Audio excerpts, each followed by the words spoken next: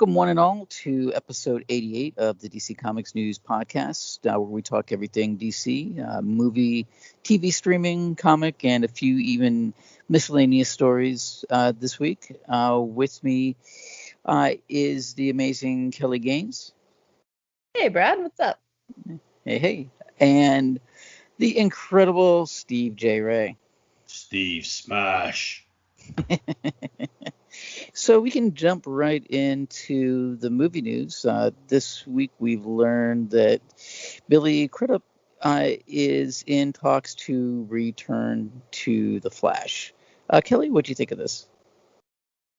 I think it makes sense. He's played Barry Allen's dad before in Justice League and was, from what I read initially, attached to the movie way back when it was not gonna happen, and now it's happening again. So it does make sense. I had no issue with him as Barry Allen's dad. I think they did a good job. And coming from the position of if he's working with Ezra Miller again, then they already kind of have that chemistry and that dynamic. I do think that is a really good idea. Steve, what do you think? Oh yeah, he's done it before. He can do it again. I mean, he's an actor I've got a lot of time for. From roles as varied as Dr. Manhattan to Barry Allen's dad to his brilliant work in Mission Impossible. So, yeah, absolutely. He's been signed on since time immemorial, since, like you said, Kelly, before it wasn't happening and then it was happening again, and so many in-between parallel worlds that now that it actually is happening, he needs to be there because Barry's dad is as pivotal to the Flash's whole career as a hero as anything else is. I mean, the whole in prison for a crime he didn't commit thing, maybe we're going to see some of that story, which has me very, very excited. Yeah, looking forward to that. What about you, Brad? Yeah, I think, Steve, I think you're right. He is an important character, and it's good to have an actor with, even in the article mentions that he has a higher profile now than he did when he originally was talked about in the role back in the early days of the Flash, movie. So it is cool that he's going to be back and that there at least some kind of foundation from that Flash movie that was, that's been in development for so long. And it's another, step towards us getting the Flash movie and productions getting back on track. So that's cool. I'm glad that he is still on board. And up next, looks like we got a little bit of a leak of Guillermo del Toro's Justice League Dark script. Kelly, what do you think of this? This actually looked really cool. I think I was kind of looking forward to his take on the movie just on the grounds. I mean, if you can do Hellboy and do it well, then you can most likely do Justice League Dark really well. Yeah, it seemed like they're still keeping a lot of elements of this script, which I think is a good thing. And it was kind of interesting, I think, the idea that they're going back into John Constantine having a former team not that they are anymore, but at least that was a possibility. And I do really love that they describe him as the chain-smoking anti-hero, because I think he has so many qualities, but the chain smoking is kind of, an aesthetically important one. And I really hope that they do keep the Oblivion Bar as like a main staple in the series. I love the fact that all of these kind of creepy elements of the DC universe have a bar that is their hangout and their spot. Like, that is really cool. It makes me wish that Six Flags wasn't the theme park that has the DC rights, because I would love to see a theme park where you could go into the Oblivion Bar and watch some crazy magical stuff and have a drink. But yeah, this looks amazing. Steve, what do you think? I'm still kind of bummed that Del Toro's Justice League Dark movie isn't happening anymore, because I love this guy from his super blockbusters like the Hellboys, like you said, Kelly, and was it Pacific Rim? And then he can do pure art like The Devil's Backbone and Pan's Labyrinth. The guy's just a genius. He's just a wonderful director. But As soon as I saw this story, I was sold by the words Zatanna and Constantine. That's it. That's all you need to get me in. Those two characters in a movie, and I'm signed on. But then you add Shadow Pact and Swamp Thing, and the fact that it's going to be all eras of Justice League Dark. I didn't even mention Detective Chimp. So, I want to see this script, and if any elements of it are still going to carry on into J.J. Abrams' TV show, I'm there. Justice League Dark, as you all know, I've killed you all with it. It's my favourite ongoing series right now in comics. So a movie or a TV show based on them, I'm there. I'm just there. What about you, Kelly? Or even Brad? I agree with both of you. This story struck me really cool about the Oblivion Bar and Shadow Pact right now, because I've been rereading some of the Shadow Pact stuff, and one of my favorite thing about that is the Oblivion Bar. So that is such a cool thing to still have. And Steve, like you were saying, I hope that they bring in elements of this script, because Del Toro's a great writer as well as a director. So the ideas he have, I'm sure, would be amazing. And from what I can tell, it would be really, really cool. So I really do think that they should bring some of this into the series. So, J.J. Abrams, if you're listening, please find the script and incorporate it somehow. And Kelly, it's funny that you mentioned the chain smoking. I always thought that was one of the most badass things about John Constantine, because this is a guy who knows that if he dies and goes to hell, he's going to have to face a serious reckoning in the worst possible places to be. And yet, what does he do? He chain smokes. You would think that he would try to stay alive, but he chain smokes. And I was like, man, you go, John. But I think that this would be, I kind of like when these things leap, because it is kind of, very interesting to see what might have been.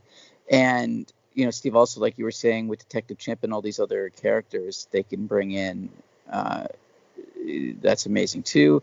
And this is going to be shaping up to be a pretty great time to be a Zatanna fan. So I'm looking for, I would love that too. So yeah, I'm down for anything coming through to the TV show.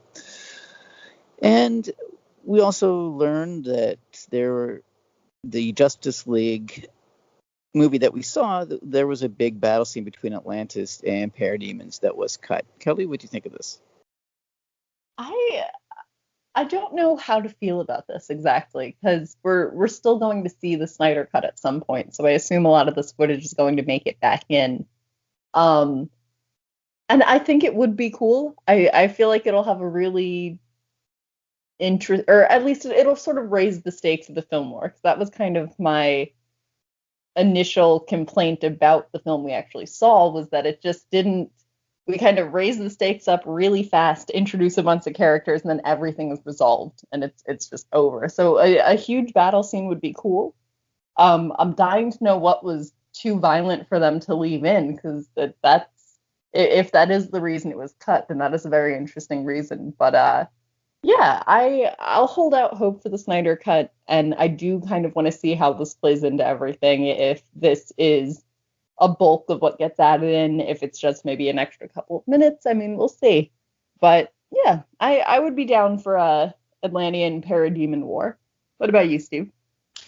Always. I mean, the more I hear about this film, the more excited I get, and the more frustrated I get as to what did they leave. I mean, when poor Zack Snyder had to leave because of the horrible tragedy that befell his family, I was actually excited that Joss Whedon was coming on board, because he did some great things with the first Avengers movie. But his reshoots, I mean, watching the Justice League we got, you can blatantly see which are the reshoots and which are the original Snyder shots.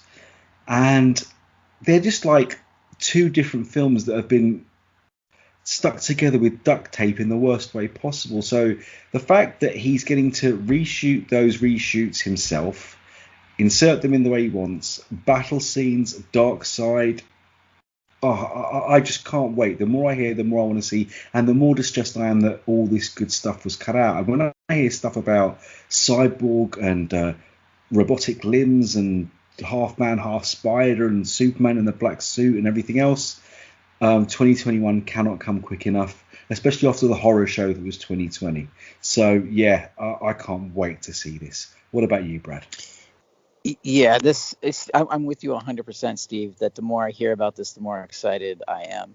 Because the one thing that kind of really stuck out to me about this article is Zack Snyder says that he is not going to use one piece of film that was shot by Joss Whedon, that he would blow it up first. And that's really intriguing because it really is going to feel like a completely new film, and that is very exciting. And we've all seen 300, so we know that Zack Snyder's no stranger to violence. So seeing him bring that to a war between the Atlanteans and parademons, I'm all for it. I say bring it on.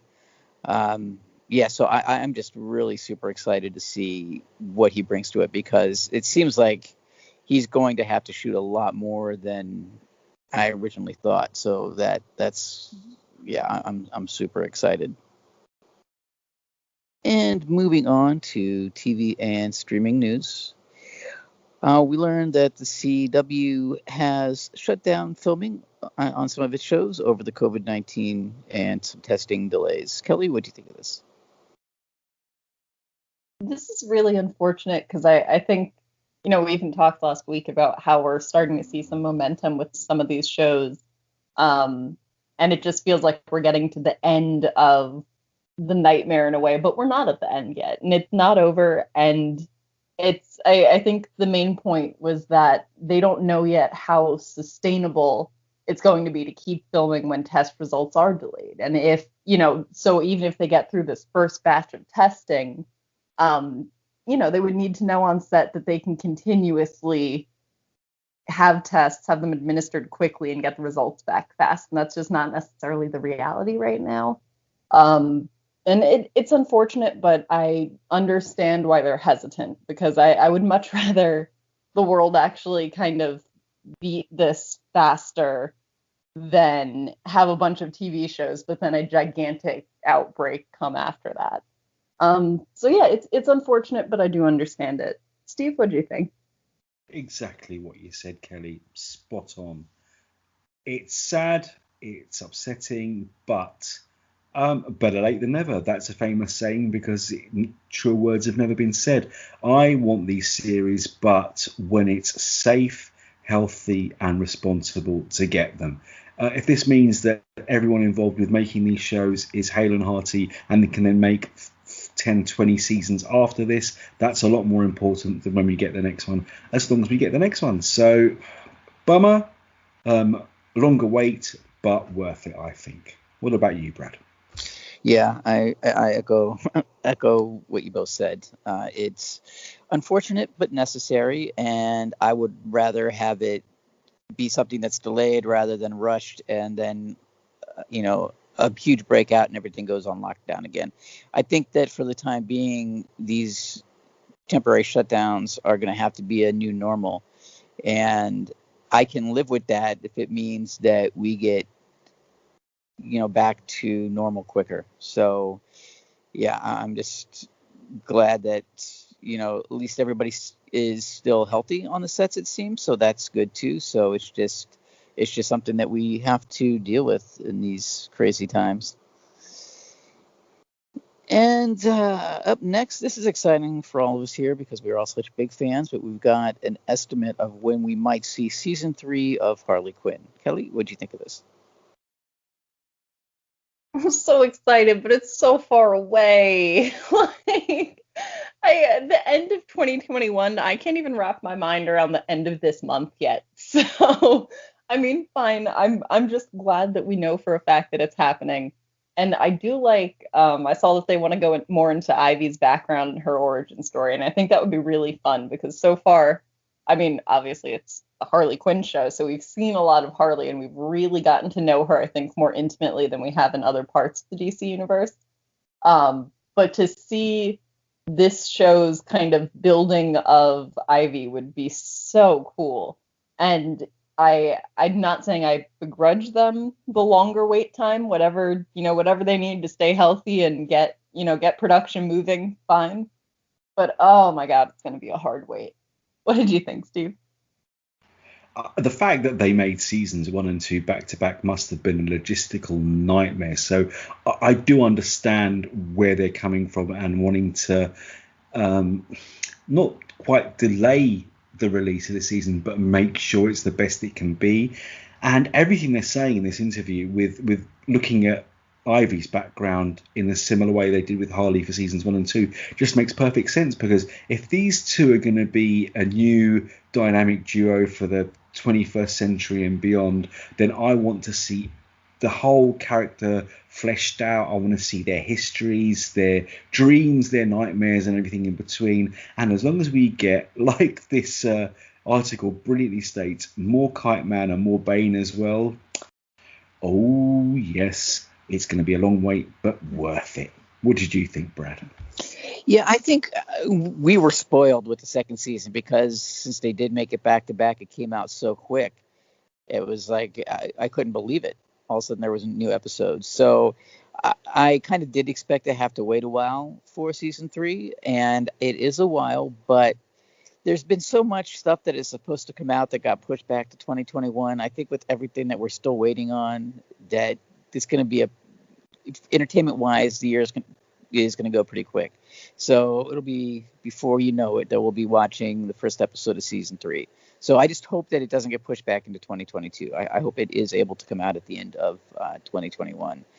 And I would much rather wait and have a season that's as good as the last 2 have been, rather than have something rushed and not be as good. So I'm totally willing to wait. And if there's more Bane, it's going to be worth the wait. So yeah, for sure. And we also got a little bit of Sandman casting news. Tom Sturridge may be playing Morpheus. Kelly, what do you think of this? I mean, I'm not super familiar with that actor, although I think the big point that stuck out to me about this is that they're starting filming in 3 weeks, and we still don't have a full cast yet. So that's that's a little worrisome to me. But I mean, from what I can tell, he seems to be a very good actor, and hopefully we just are able to seamlessly go right into filming. Although at this point, with delays and whatnot, that's not necessarily the most possible thing in the world. But yeah, I mean, best of luck to him, and I really, really hope that this series just knocks it out of the park, but we'll see. Steve? I've only seen one film of his, and that's The Boat That Rocked, which I think was called Pirate Radio in the US. And it's a film that meant a lot to me, because growing up in the UK, Radio Caroline is a big part of British pop culture and British history, because it was the first pirate radio station, and it was set up in a rig at sea so they couldn't get shut down. Obviously, of course, they eventually did, but it's a great movie. He's really good in it. The whole cast just shines in that film. So I'm quite excited, but more so because he's a Broadway and West End actor too. He's a stage actor, and that means a lot in terms of the gravitas and presence that a character like Morpheus needs. So the fact he also looks so much like Dream as well. I mean, I can see him with the mop of black hair and the pale white demeanor. So he's a good actor. He's a Brit. Hey. And I think he's going to be a stellar choice if he indeed does get the role, because it still says it seems like he's the man, but it's not set in stone yet. But if he is, yep, I'm up for that, definitely. As a huge Sandman fan yourself, Brad, what do you make of this story, mate? Yeah, like Kelly, like you, I'm not really familiar with his work. And Steve, I thought, like you said, that he looks a lot like Morpheus. So that, I think, is kind of a cool thing. So, man, and 3 weeks before they start filming, that is incredible. And I'm going to be guessing that we will be getting a lot more casting news over the next few days since we're getting that close to filming starting, and I hope that it doesn't get delayed because, Steve, like you said, I'm a huge Sandman fan, and I can absolutely not wait to see this when it does come out. So yeah, I'm psyched, and I do think that this is going to cause me to check out some of his past work, and so maybe I'll report back and let you know what I think. But yeah, he definitely does look the part. And up next, we learned that Victor Zsasz is going to be part of the Rogues Gallery in Batwoman Season 2. Kelly, what do you think of this? I like this. I think that at least from what I know of Victor Zsasz, that he'll be a good character to play off of Batwoman. He's very crazy and psychotic, but in a way that's more. I don't know exactly how to explain his personality, except that he's a sort of controlled insanity that comes out and it bursts, and I kind of love that. And I think right now what I keep going back to is just his portrayal in Harley Quinn, where he's, trying to get better in the pit prison, and it ends up being the butt of Ivy's jokes. It's hilarious, and I love it, and I really do want to see more of him. Steve, what do you think?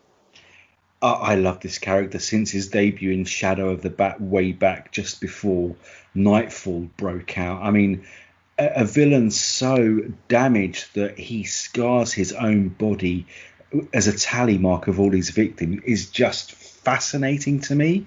And that whole era, the characters that Alan Grant, John Wagner, and Norm Brayfogle created, I mean, he's just one of many. If we're going to see him, who can say that we might not see the ventriloquist and Scarface and so many others and Ratcatcher and I cannot wait to see more.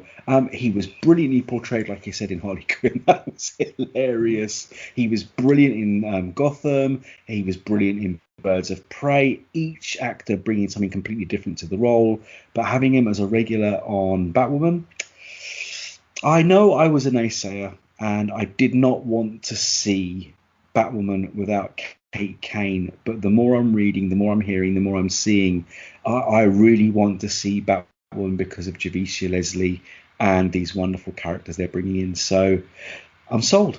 I'm there. What about you, Brad? Yeah, I'm excited about this too. Gotham, even though it was a big network show, it was very dark, and Victor Zsasz is a character that is very dark. So I think that this might be a hint of what we're going to get in the second season, and it might be a little bit of a darker season than we're used to on CW shows. But he is a great character, and it's a character that's been used a lot in a lot of different ways recently, like in the Harley Quinn cartoon and in the movie and in in Gotham. So yeah, it seems to be another character that's having its day in the sun. So yeah, I think Batwoman might have met her match with this character. So we shall see soon. And up next, there have been some Arrowverse motion posters released that are promoting the debut of Swamp Thing on the network. Kelly, what do you think of this? There has to be a season 2. I mean, I know they're saying that this doesn't confirm season 2, but this, like, they can't tease us like this. That's so unfair.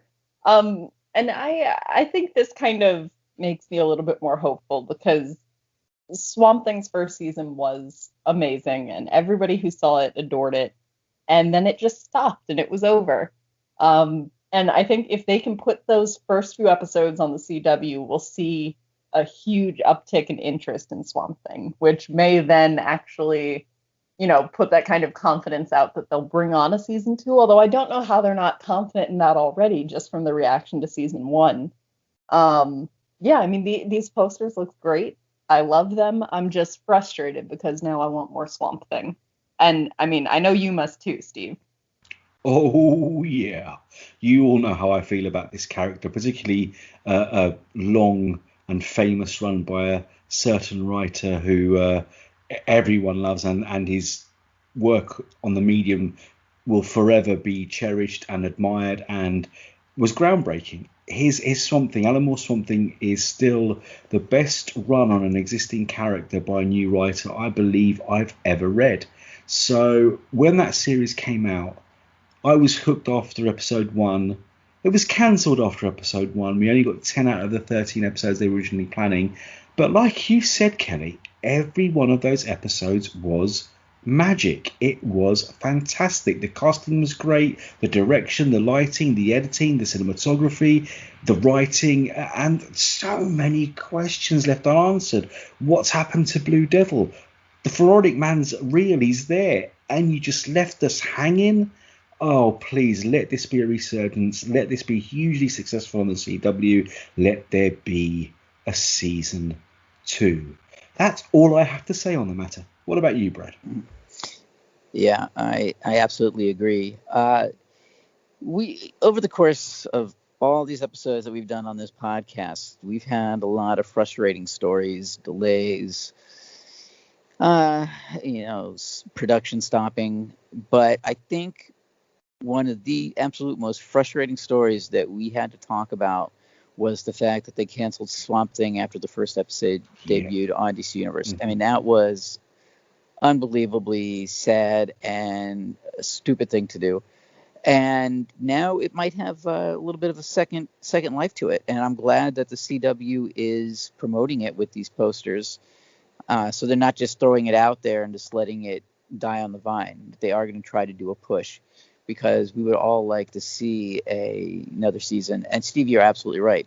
They had so many cliffhangers in that first season that I want to know what happened. So please, everybody, watch Swamp Thing so that we can get a second season. Please. And moving on. It looks like Adam Texman, I'm not sure if I pronounced that right, is going to be a series regular on Legends of Tomorrow. Kelly, what do you think of this? I'm not too because I haven't seen Legend of Tomorrow, so I'm not too familiar. But I do think I feel like all of the stories we cover for that show are so positive, and it's always people coming back and staying long term. And it just from the ringing endorsements I have from you guys and Seth about the show, I think that's probably a really great thing, and it's high up on my watch list, but right now there's a couple other things, including Flash, that are a little bit higher.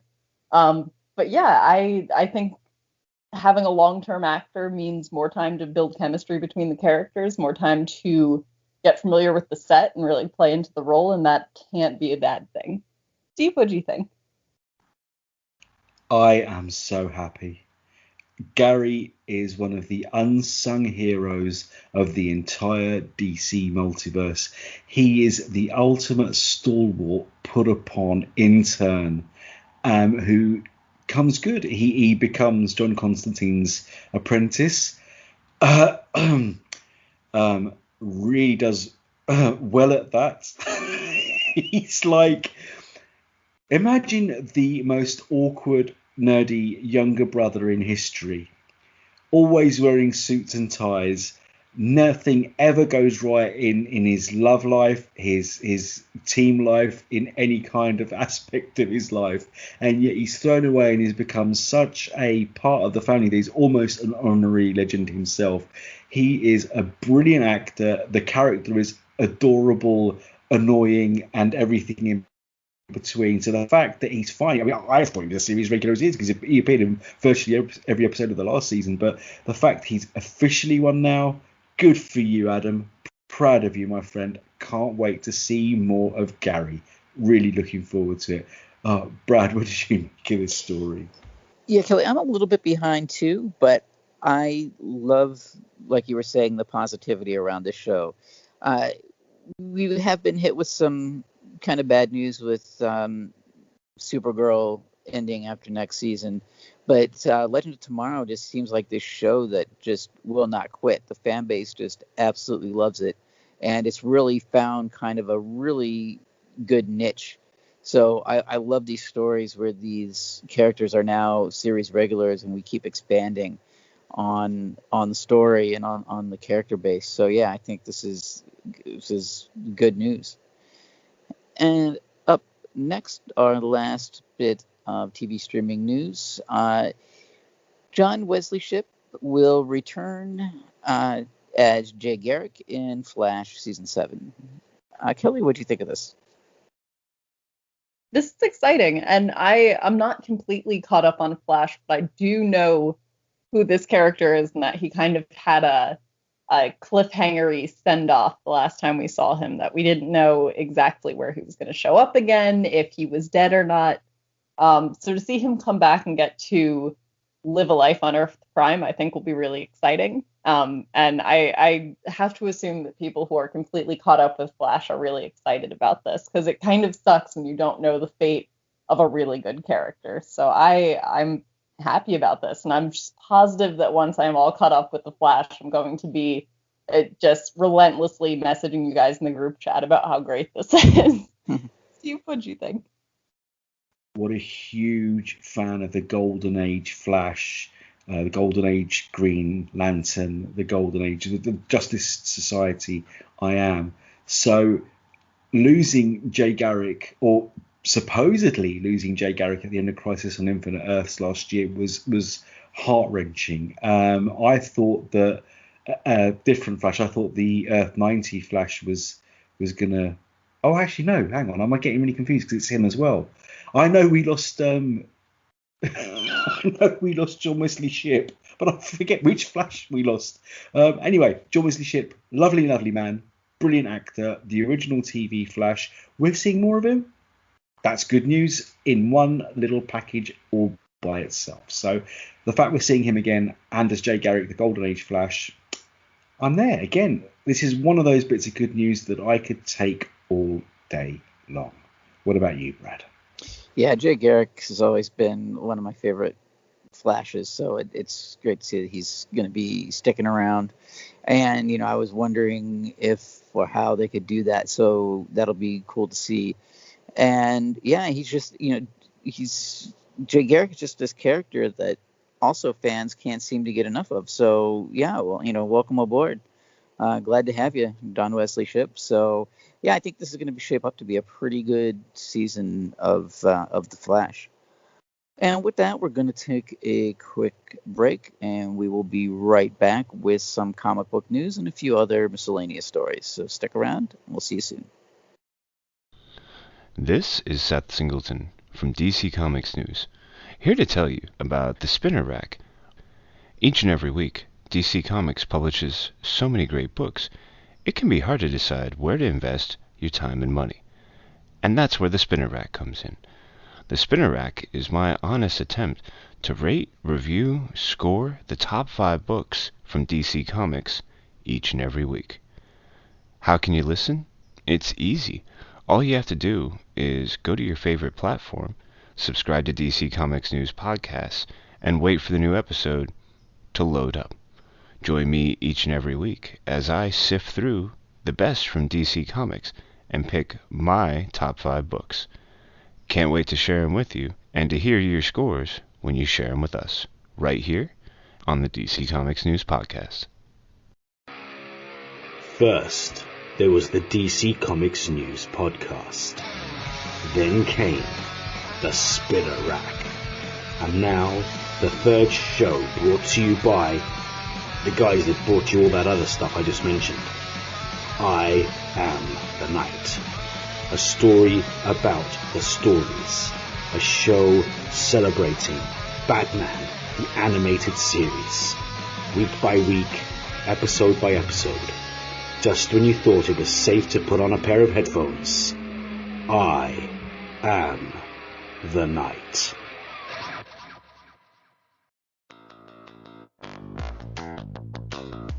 Hello, listeners. This is Tony Farina from DC Comics News and an occasional guest on Comics in Motion. I'm pleased to announce a new show called Indy Comics Spotlight. Each week, my guests and I will be taking a deep dive into a current title or a classic graphic novel from a publisher other than the big two. Consider this show the best of the rest. My hope is that we'll bring new readers to independent comics and give old readers a chance to share their thoughts. Join me each week in the Comics in Motion feed in your favorite podcast catcher. Why, hello there. I'm Seth Singleton, and I'm here to tell you about Mad Love, a Harley Quinn cast. 3, 2, 1. Harley Quinn? Harley f***ing Quinn? What have we learned from this crazy show? Making bat shark repellent relevant since 1966. Oh, look, Gogurt. And we've gone completely off the rails. I hear the bat signal. Shut up and battle me, Nards. I definitely do not bats. In need of an adult-sized nemesis. Humans make good fertilizer. You can't with Lois Lane. For f***'s sake. I'm a damn good cop. Lot of lasers. Educational and informative. The DC Comics News Podcast Network presents Mad Love, the Harley Quinn cast. Back to you, Seth. So, tell us your thoughts. We'd love to hear from everyone out there. Or not. That's really up to all of you. F***ers. And welcome back to episode 88 of the DC Comics News Podcast. I'm your host, Brad Flicky, and with me is Kelly Gaines and Steve J. Ray. And now we're going to be talking some comic book news. So up first, it looks like Grant Morrison has shelved his planned Batman Arkham Asylum sequel. Kelly, what do you think of this? I'm kind of disappointed. I did want to see that, although it was announced so long ago. I think I had kind of forgotten about it. So it's the fact that we're getting like an official announcement that it's delayed now. It's like, well, that was 3 years ago and I had forgotten, but now I remember why I was sad. Yeah, I mean, I still feel a little bit hopeful at the end of this because it's not like he has decided against the project or doesn't want to continue. It's just that he has too many other projects going on right now, which is perfectly fair because stretching yourself too thin, especially in a creative field, is just not conducive to making a good story. And I think we all want the sequel to be really fantastic. I enjoy Damian Wayne a lot, and I would really like to see that sort of further fleshed out of what sort of Batman he would become. So hopefully when his schedule calms down a little bit, maybe we'll see this pop up again, but you know, we'll see. Steve? I just take on board the fact that they're saying shelved, not binned. And like you said, he's worked with the artist on a brilliant short story for Detective 1027. So there is still hope that this might happen. So anything that shows, like you said, Kelly, more Damian Wayne in the future as a possible future Batman, I'm happy with, because when last we saw him, he'd quit being Robin. That was it. He'd had enough. He was at war with his own father. And that's how they're leaving Teen Titans. Or maybe the last 2 issues will change all that. But a possible future with Damian as Batman and a sequel to Arkham Asylum, I'm there. As a Batman fan, how could I not be? What about you, Brad? Yeah, I'm pretty optimistic that this will happen at some point down the line.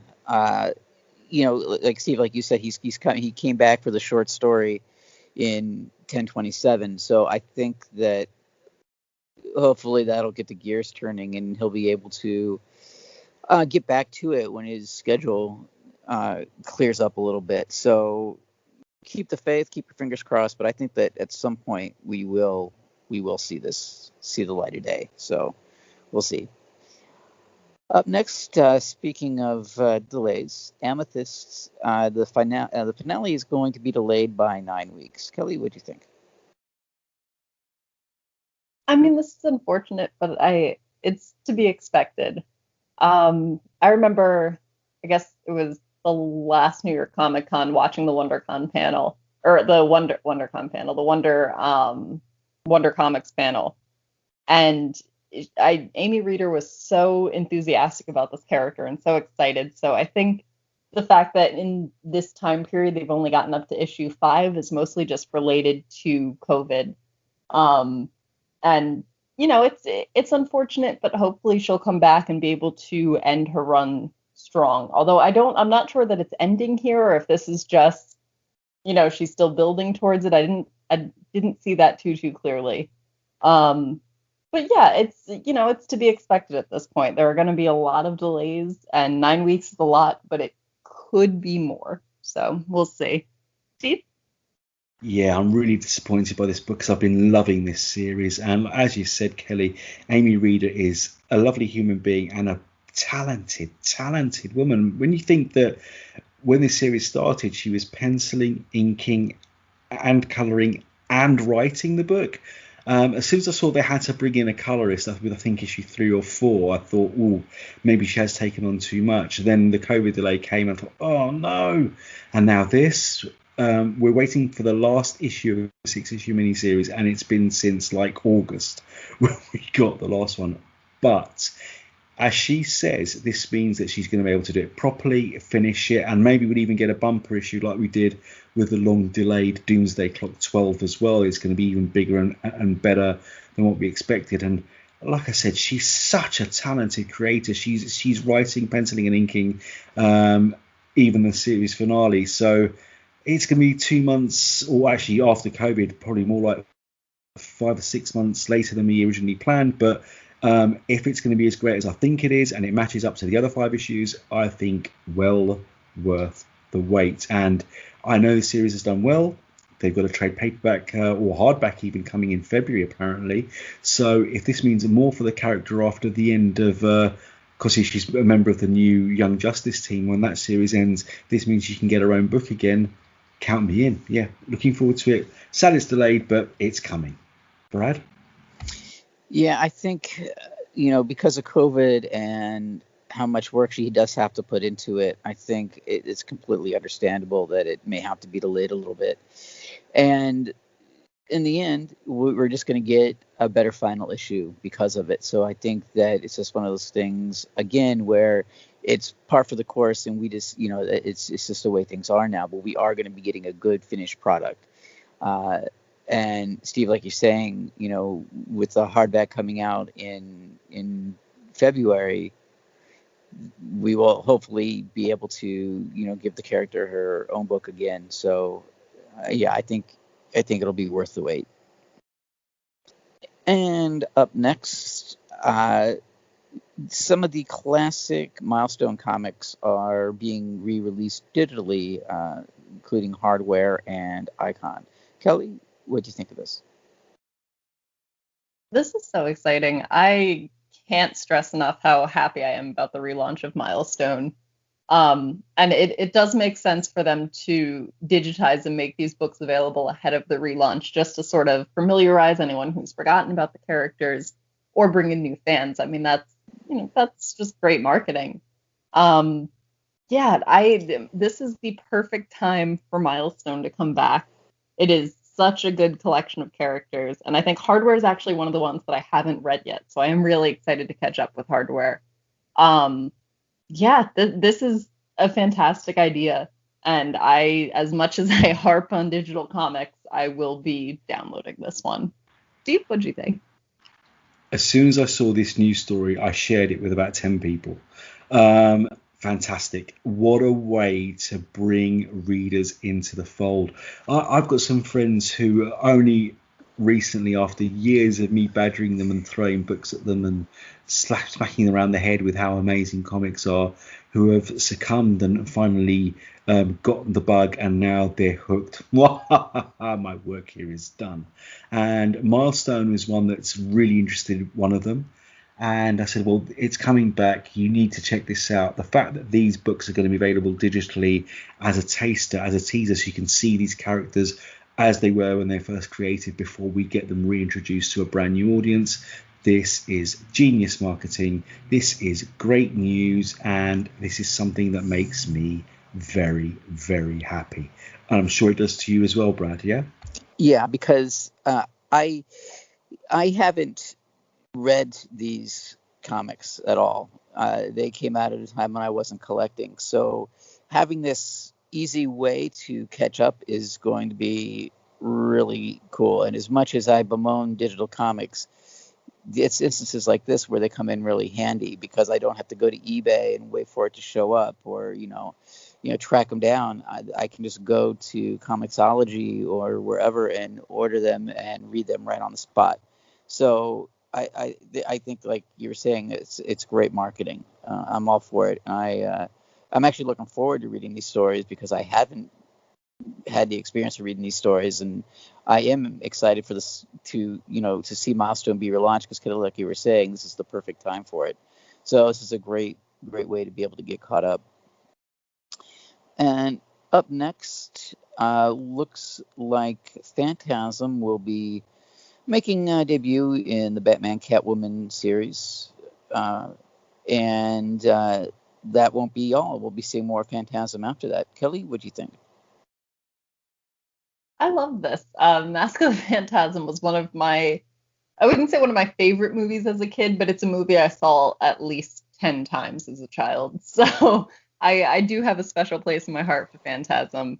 And just, I mean, morbid as it sounds, I remember watching that and thinking, wow, Batman's own fiance is not a good person. You can't trust anyone. And, maybe that's how I learned about the world. But I'm very excited to see that this character is not only making a comeback, but is going to be featured in upcoming stories and is enough of a pivotal part of the DC universe at this point that, it's important to kind of bring her back into the fold and start, including her in main titles. So I am really, really excited. And there's a small part of me that's like, all right, this might give us enough leeway here for her to maybe show up in Harley Quinn at some point, because now I think DC villains, and I think, okay, but how would Harley Quinn show them? So we'll see. But I'm very into it.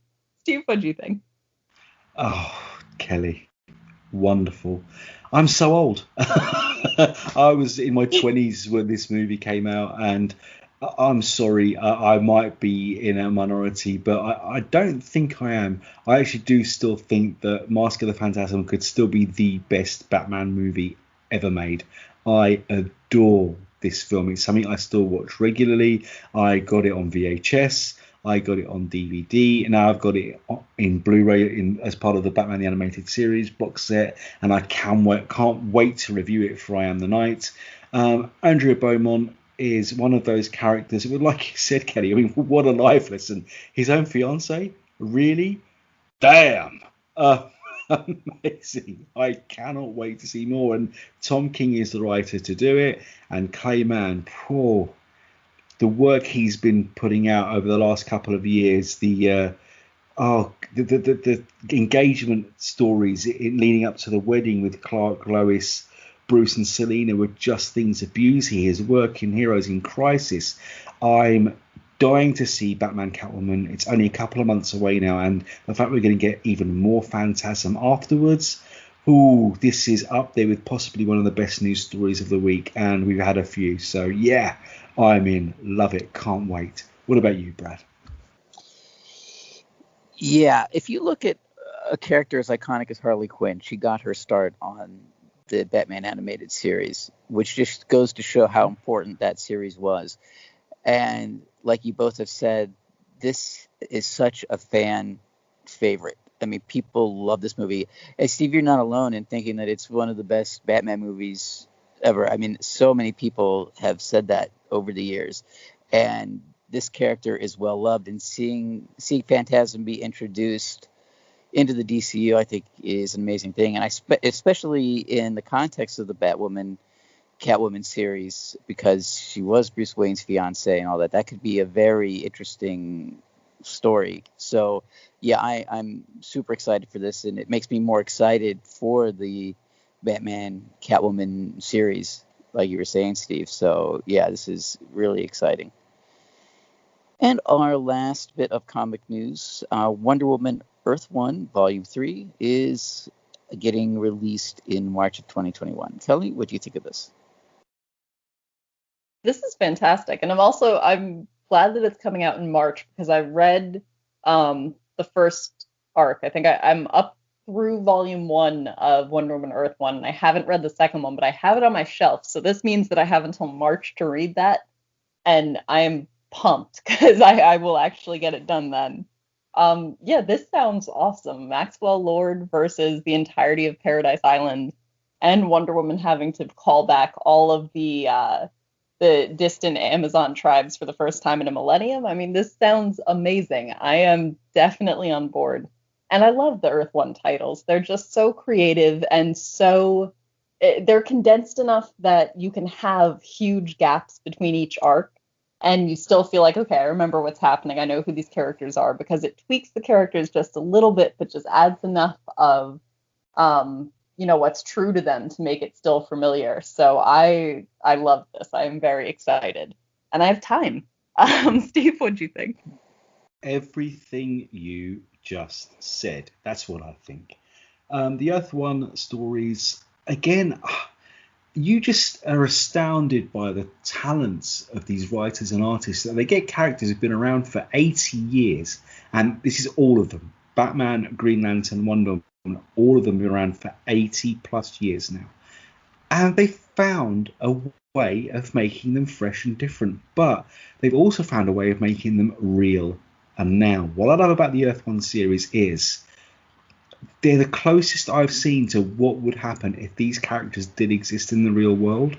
So I'm so excited. I mean, when you get a dream team like Grant Morrison and Yannick Paquette making this series as well, I mean, just the art we've seen in this article has me dying to read it. March.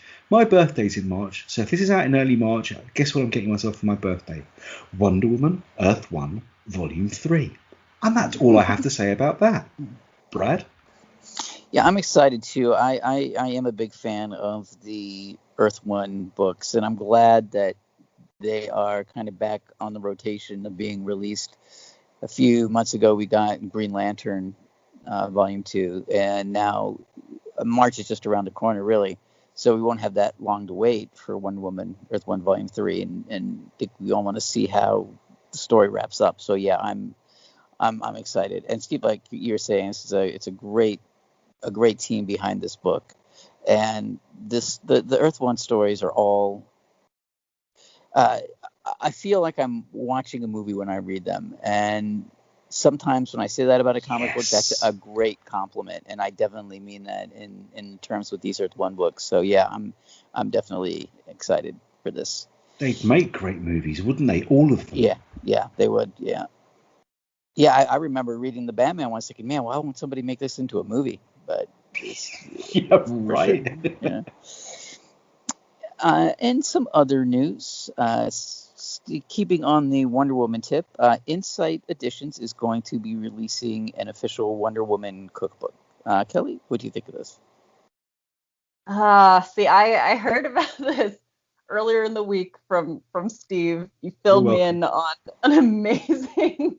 I'm so excited about this, and I say I'm excited from the position of somebody who doesn't cook really, which is not. I didn't know that I didn't cook until I moved in with someone from Italy, and then I realized my version of I can cook and his version of I can cook are very different versions.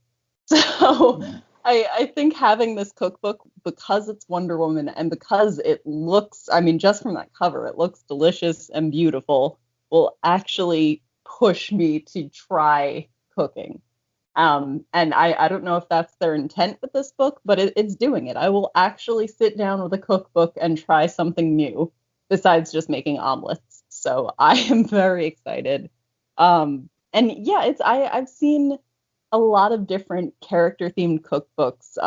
I think I've seen the Bob's Burgers one. There's one for shows like Archer. I think there's even an American Dad one. So this is just awesome. And again, a themed cookbook. Who could be mad at that? Steve? I love Insight Editions so much. I can't think of a book they've produced that I haven't loved. And to do this, something that marries my two greatest loves after my wife and my family, food and comics. Damn, this is just genius. And Kelly, listen, as soon as I got this press release, the first thing I thought of, ooh, Kelly needs to see this. So that's why I sent it to you. The second I saw it, I thought, oh, this has got Kelly written all over it. And you're very welcome. I do cook. and I do love food. I mean, obviously, I've had a big change in lifestyle this year due to circumstances beyond anybody's control, but I still cook from scratch, cook healthy, cook with fresh ingredients. And the fact that this is a Wonder Woman cookbook, you just know it's going to be Mediterranean based. And hey, maybe I'm a bit biased, but best food on earth, I think. Yeah, I'll fight you if you disagree. Battle me, Nards. That's all I can say to that one. Right, Brad? So I am dying to get this book because it sounds yummy. What about you, Brad? Yeah, I really like Mediterranean food as well, so I think that they'll have some very cool recipes. I'm very curious what they will have in it and how hard they will be to make, because I would like to maybe try some of this stuff. And Steve, like you were saying, like Insight Edition is almost guaranteed quality. They put out such great stuff, so anything that they release is going to be worth checking out. Even if it was just Wonder Woman's grocery list and not a cookbook. So I think that fans will dig this. I think this is going to be a lot of fun. For sure. And up next, Walmart has opened pre-orders on the gold label Mcfarlane Batman. Kelly, what do you think of this? This looks so nice. I know I won't pre-order it, but oh my goodness, this looks amazing. Yeah, I mean, as you guys know, I've started collecting action figures, so every time something new and awesome comes out, it ends up in my Amazon cart. And if anything, the fact that I'm not pre-ordering it, if that means it's going to take me a while to get it, that's perfectly fine, because I shouldn't be spending too much money on action figures right now. So, I mean, this just looks amazing. The little goggles, the design of the face, he looks very brooding and almost older. It almost kind of reminds me of more of a Frank Miller kind of Batman. But yeah, I want this one. Steve, what about you? You called it. He looks older, grimmer, darker. And what was I saying about the Earth one? Getting classic characters and polishing them up and doing something new with them. This is a very different looking Batman. And McFarlane Toys do it again.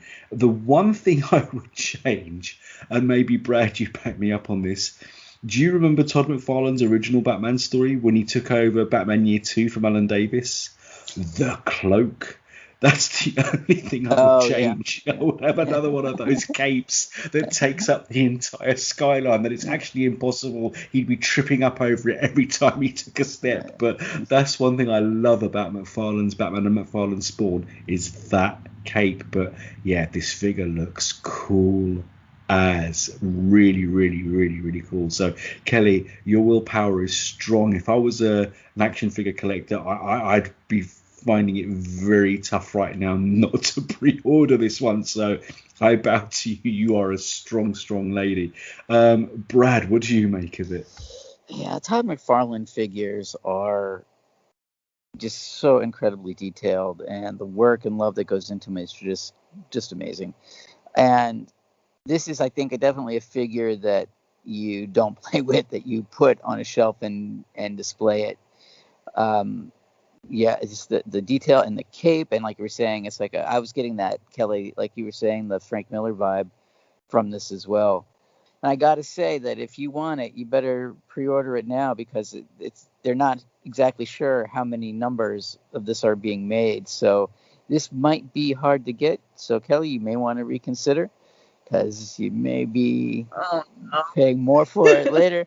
But to those of you who are trying to get this, good luck and Godspeed, and may the odds be ever in your favor, because I have a feeling it's not going to be too easy. And the last bit of news we have today is that there is going to be a Batman scripted podcast called Unburied. Kelly, what do you think of this? I love this. I'm definitely going to listen to this, because they mentioned Spotify, and Spotify is my podcast place. That's where I listen to us. That's where I listen to everything. This looks awesome. I mean, there's no real details on what they're going to be getting into, but in any case, a scripted Batman podcast, and even just the title, Batman Unburied, sounds awesome. So I will be absolutely listening to this. Steve, what about you? You already know both of you how much I love audio dramas, scripted podcasts. I live for them.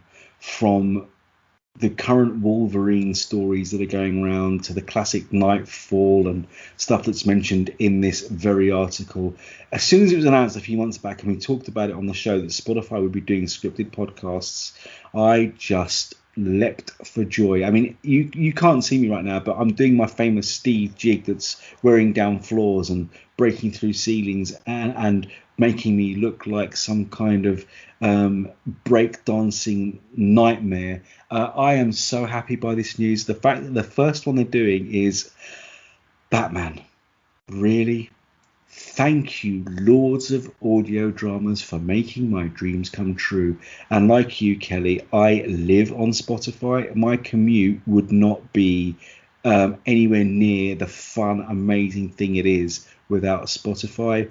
I can't read on buses, so I have to listen to something, and that's what keeps me going. Like I said, I listen to our shows on Spotify. I listen to other people's shows on Spotify. I listen to music. I listen to books. I listen to everything on Spotify.